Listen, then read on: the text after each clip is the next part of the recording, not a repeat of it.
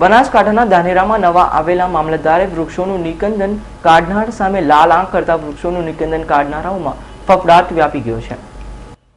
બનાસકાંઠા જિલ્લાના ધાનેરા વિસ્તાર સહિત સમગ્ર જિલ્લા વૃક્ષોનું નિકંદન નીકળી રહ્યું છે, ત્યારે જિલ્લાનું તંત્ર ચૂપચાપ તમાશો જોયા કરે છે।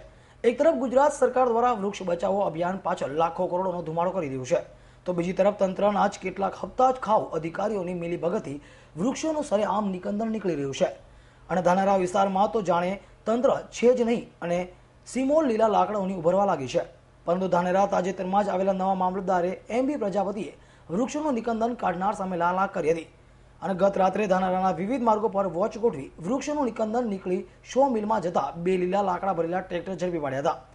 ધાનેરાના જાહેર માર્ગ જેવા કે Tharad road, Nenava road, Deesa road પર રાત્રિના સમયે 50 થી પણ વધુ વૃક્ષોનું નિકંદન નીકળી લીલા લાકડા ભરેલા ટ્રેક્ટર 100 મિલમાં જાય છે, પરંતુ મામલતદાર MB પ્રજાપતિએ જાહેર રસ્તા પર વોચ ગોઠવતા ટ્રેક્ટરના ચાલકોમાં ફફડાટ મચી જવા પામ્યો છે અને ગાયબ થઈ ગયા હતા, જેથી મામલતદાર MB પ્રજાપતિની કામગીરી ધાનેરામાં લોકો ખુશ થયા હતા અને તેમની આ કામગીરીને બિરદાવી હતી।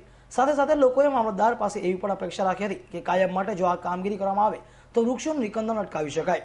Bureau report S9 news, Banaskantha.